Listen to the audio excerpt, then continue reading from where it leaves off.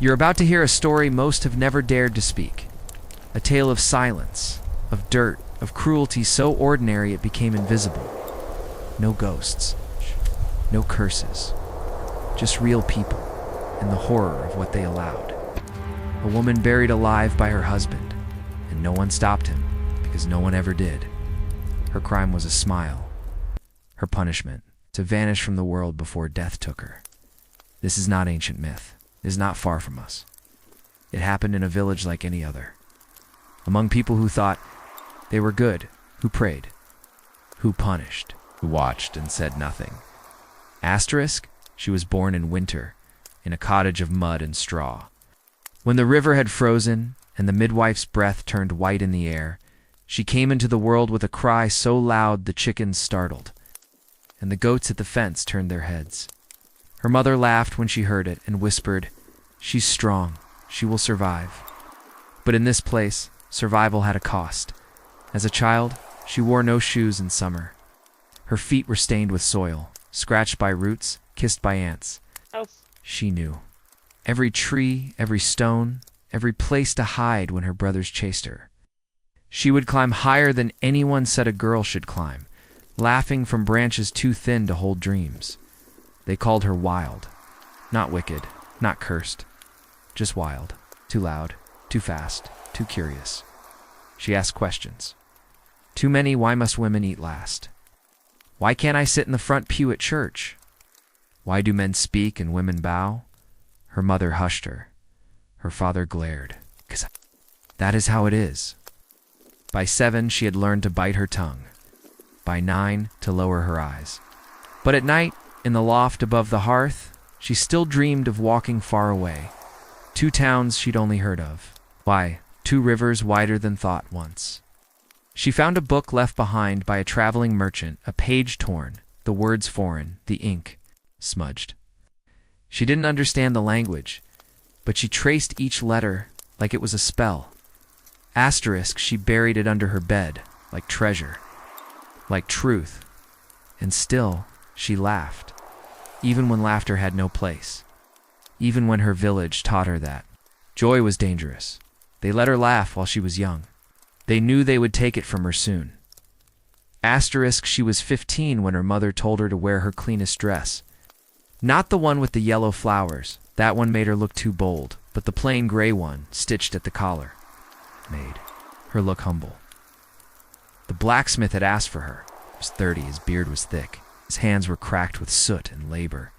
He had lost his first wife to childbirth, they said, or to fever, or maybe to silence. No one ever said much about the dead in that village, only that the living must keep going. Her father didn't ask her opinion. He simply told her the date. A wife. That word hung in her throat like a stone. She imagined cooking over smoke, washing blood from cloth, crying in silence. She had seen the women in the village, stooped, tired, speaking only with their eyes. The wedding took place in the chapel. The priest mumbled verses. The bride did not cry, and neither did her mother. The villagers brought bread and salt and coins. Her husband brought nothing but his name and a heavy hand. That night, in the one-room house, the door locked behind her, and the child became a wife. She learned quickly to serve before being asked, to clean without complaint, to lower her head before he raised his voice. The bruises never showed, not on her skin, but her laughter disappeared first, then her singing, then her questions. No one noticed, or they pretended not to, and the girl who had climbed trees, who had chased birds and drawn stars in dirt, she vanished. Her body remained. But she was already being buried bit, by marriage, by duty, by silence. Asterisk, he was known for his strength, for arms that could bend iron, for forging horseshoes in the dead of winter. But he was not known for kindness, or for laughter, or even for words in the village. Men called him solid, reliable, God-fearing. Women called him nothing at all. Inside the home, his silence was a storm. Did not beat her with fists. He beat her with hours of stillness, of meals eaten without a glance, of weeks without a single word. When she misstepped, he would leave for days. No explanation, no warning, just his absence, a punishment sharper than blows. She waited, she cleaned. She hoped. And when he returned, smelling of sweat and smoke, she asked no questions because questions brought consequences. When she bled too long in winter, he said nothing. When she cried out from fever, he rolled away. And when she whispered to the neighbor's child, teaching her how to read the sun and the sky, he watched through the window. That night, he poured water on the hearth, plunging the cottage into cold. He was a man of iron and fire, but never warmth. The village never asked if she was well, because they believed he was good. Goodness to them looked like work and quiet and order, so they looked away as she disappeared. One quiet day at a time. It was spring when it happened. The mud had dried, the birds had returned. And for the first time in weeks, she smiled.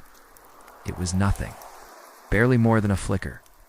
A quiet moment at the well. A passing merchant had spilled apples across the dirt, and she helped gather them. Her hands touched his, and she smiled. It wasn't love. It wasn't lust. It was a second of light. But someone saw a widow standing in her doorway, wringing out her linens with slow, sour hands. She watched the merchant walk away. Then she watched the girl walk home. That night, her husband came home early. He smelled of metal and coal and old fury. He said nothing at dinner. But the air was thick, and when the candle burned low, he asked her what she had smiled about. Not if, not when, but what. As if joy were a confession, as if happiness were a sin. She opened her mouth, but no words came, only silence. His hand hit the table. A cup fell. The wax shook, and for the first time since her wedding night, she said, "I'm sorry." But not for what he wanted, not for smiling, not for being, only for being seen. That was the beginning, the end. The well became a place she avoided. The merchant never returned, but the rumor remained. And in the minds of the village, a woman who smiles at another man has already betrayed her vows. There was no need for evidence, no need for proof, only silence. And silence in that place was always louder than truth. Asterisk, it didn't take long. The widow who had seen her at the well spoke. To another woman at morning mass, who whispered to her sister by the river, who mentioned it to the miller's wife in passing. By Sunday, the priest knew. He was a gaunt man with sunken cheeks and a voice that never rose. He had baptized her, given her first communion. He had watched her grow, but he never once asked if she was safe. When he summoned her husband for counsel, the door was closed. No one heard what was said. Afterward, the husband's walk grew stiffer, his gaze heavier. That night, the priest gave a sermon about loyalty, about women who forget their place, about Eve and temptation and the ruin of weak flesh. And everyone in the pews understood who he meant. She sat in the back row, her hands trembling in her lap. The villagers did not look at her. They looked through her. The walls of the church felt colder after that. The bells rang sharper. The holy water stung. When she walked home that night, she felt the eyes behind shutters, closing of doors that once stayed open. A woman marked as a woman alone, and in a village that worshipped silence. Being alone was the first step toward being erased. It rained that night, heavy drops on the thatch roof, a cold wind that made the shutters groan, silence between them that screamed. He sat by the fire, sharpening a blade he did not need, not for work, not for hunting, just for the sound of it, the scrape of metal, the thread of purpose. She stood by the table, unmoving, hands folded, eyes low. She had not spoken all day. He asked her nothing. She offered nothing. But in his mind, the smile still burned. That fleeting curve of her lips, the softness she had shown another man. He drank, sharpened, and drank. When the fire dimmed, he stood. He walked toward her. Slowly, and with a voice that had grown quiet and deep with hatred, he asked, "Do you think they'll remember you?" She looked up. Just once. "No," she said. "They never really saw me." That answer sealed it. He turned, opened the door, let the wind howl in. And without looking back, he muttered, Then no one will notice when you're gone." He left for the woods. When he returned, his hands were dirty, his boots caked with mud, and outside the house, where the garden once was, the earth had been. Freshly turned, she woke before dawn. The air was cold, the floor damp. The hearth had gone out, and her husband was standing at the door. Coat on, boots tight, shovel in hand, he said nothing. Just motioned. She followed, because refusing was not allowed. The yard was silent. Even the chickens, usually restless, stayed hidden in their roost. The sky was still dark, but the hole was ready, a pit no deeper than her height, wide enough to lie in, narrow enough to never turn over. He pointed to it. She stepped forward, her breath visible, her eyes calm, not from peace, but from surrender. She stood at the edge, toes on soil, when she looked at him one last time. "Will you pray for me?" Asked, he didn't answer, just raised the shovel, and she stepped down into the dirt. She did not scream. She did not beg. She simply lay down, and the earth began to fall. One scoop, then another, then another. The sound was muffled. Soil hitting. Cloth. Soil filling silence, until there was nothing left to hear. The morning came slowly. Clouds drifted in, thick and gray, as if the sky itself mourned. The birds did not sing. The air was still. Inside the house, he sat alone. The shovel leaned against the doorframe. His hands were dirty, his eyes emptier than before. He boiled water. He ate bread. He washed his face, and when a neighbor knocked to borrow firewood, he opened the door without hesitation. He smiled. "She's away," he said, "with her sister." The lie was smooth, practiced, expected, and the neighbor nodded, if it made sense. Because in a village like this, a woman who vanishes does not raise alarm. Okay, only whispers, and whispers are easier to bury than bodies. Beneath the dirt, time passed differently. The air was tight, a silence heavier than stone. She tried not to breathe too loudly, tried not to panic, but as the hours turned into aching stretches of blackness, she understood no one was coming. Above her, footsteps came and went. The creak of a chair, the scrape of a door, but never a shovel, never a voice. She whispered to herself, so she wouldn't forget who she was. She prayed to a God she no longer trusted, and she waited for rescue, for forgiveness, for death.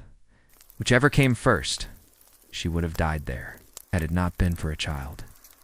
He was no more than 7, at the blacksmith's boy, up early, chasing a runaway chicken. When he heard it, a faint, frantic sound beneath the soil. Scratch, pause, scratch. He froze, thought it was an animal, but it came again. He dropped to his knees, placed his ear to the ground. A muffled voice, a gasp, a plea. He ran, screaming, stumbling, knocking on every door. Most ignored him, some scolded him, until one woman, the baker's wife, followed him back. She listened. She knelt. Her face changed. She screamed. More neighbors came. Shovels, hands, panic. The dirt flew, faster and faster, until cloth was torn, skin exposed. She was there, barely conscious, still alive. Eyes wide, now mouth full of soil. They pulled her out, wrapped her in wool, and said nothing, because now it was real. Now it was them, the thing they let happen, the silence they had kept. And the child, the one who heard, never spoke again. She lived, but she was not the same. She did not return to her home, could not.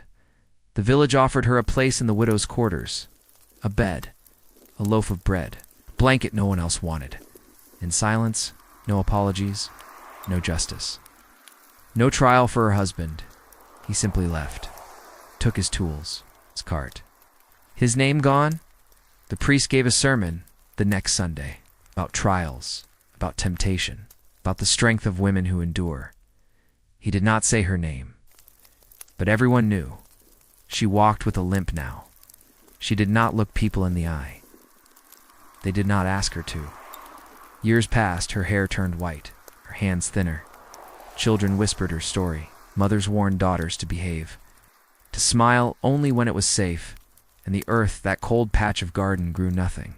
Not a single root would take, as if it remembered, as if it refused. She died one winter, not alone, but not remembered either. Buried properly, yes, but not mourned. Yeah. Not truly.